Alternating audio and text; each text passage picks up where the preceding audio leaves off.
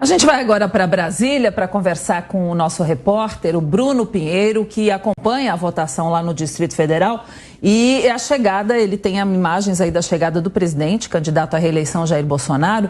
Bruno, bem-vindo novamente. O presidente estava no Rio de Janeiro mais cedo e agora vai acompanhar a apuração daí de Brasília. Como está a movimentação na Alvorada?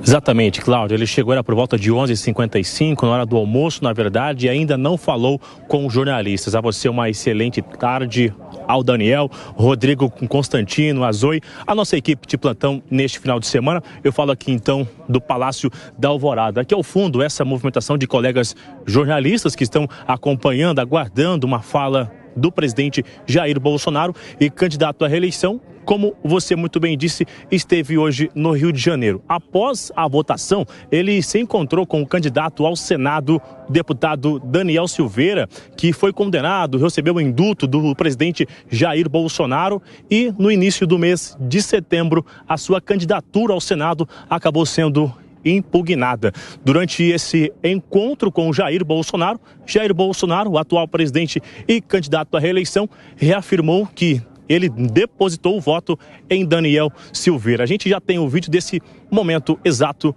Vamos acompanhar.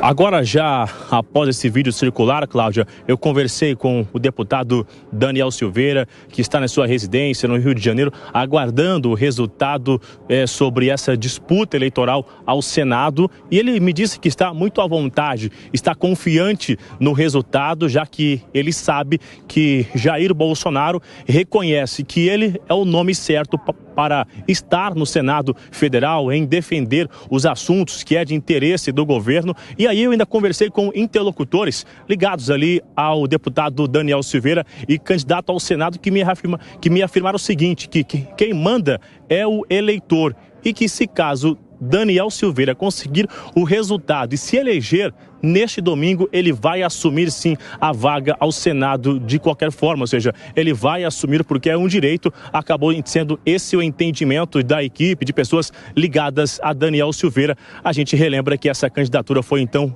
impugnada no dia 6 de setembro. A gente continua acompanhando essa movimentação. Só rapidamente, se o nosso cinegrafista conseguir me acompanhar aqui, Ricardo, só para a gente ter uma noção, essa estrutura que foi montada, Cláudia, aqui, para os apoiadores do presidente Jair Bolsonaro acompanhar esse caso, eles chegarem aqui, ficarem nesse local, que é um local restrito de segurança para acompanhar a apuração dos votos após 5 da tarde no fechamento das urnas. A gente vai continuar acompanhando a chegada desses apoiadores e a fala do candidato Jair Messias Bolsonaro. Viu, Cláudia? Obrigada aí, Bruno. Por enquanto, a gente vai chamar o Zé Maria Trindade. Zé, eleição quase terminando aí, falta menos de uma hora para terminar. Qual a expectativa para a apuração? Deve acontecer mesmo, começar aí às 5 da tarde, como falou o ministro Alexandre de Moraes? Ele ficou com um cuidado muito grande para definir horário. Segundo ele, que se definir um horário e atrasar um pouquinho, vão dizer, olha, o processo atrasou. Mas informalmente no Tribunal Superior Eleitoral se diz o seguinte, de que por volta de 7 horas nós já teremos números seguros de projeção de resultado. Por volta de 8 horas já teremos certeza. Mas o Tribunal Superior Eleitoral trabalha com 9 horas já um ponto seguro para dizer qual foi o resultado do primeiro turno. Veja bem que alguns entraves que aconteceram em eleições anteriores não existem mais. Conversei com técnicos lá da área de segurança e da informática do TSE, ele diz o seguinte, olha, em matéria de tecnologia a gente nunca tem 100% de certeza porque surpresas acontecem, mas estamos nos baseando em problemas que aconteceram em outras eleições e nos cercamos. Aumentou a memória sensivelmente, a programação, o software foi revisado lá, revisado e houve mudanças, a inteligência de apuração foi modificada e agora já tem uma novidade, que todo o público vai saber exatamente como está a totalização. O Tribunal Superior Eleitoral não faz apuração, né? Apenas soma as apurações que são feitas nas sessões eleitorais. Então a expectativa é essa. E a minha é de 7 horas já tenhamos aí números seguros para dizer como é que foi esse resultado aí, Cláudio, do primeiro turno. Tá certo, agora vamos girar os nossos comentaristas. Marco Antônio Costa também com a gente nessa cobertura especial. Marco, seja muito bem-vindo, primeira participação nesta jornada. Queria a sua avaliação, claro, em relação ao processo eleitoral, mas também esses problemas que foram registrados em algumas cidades, muitas filas e também a sua expectativa para a apuração. Boa tarde, Daniel. Boa tarde a todos aí da bancada. É um prazer estar com vocês. Olha, o que me chamou mais atenção é aquele discurso que foi promovido pela imprensa, pelos partidos de oposição e pelo TSE de violência política, inexistiu. Né?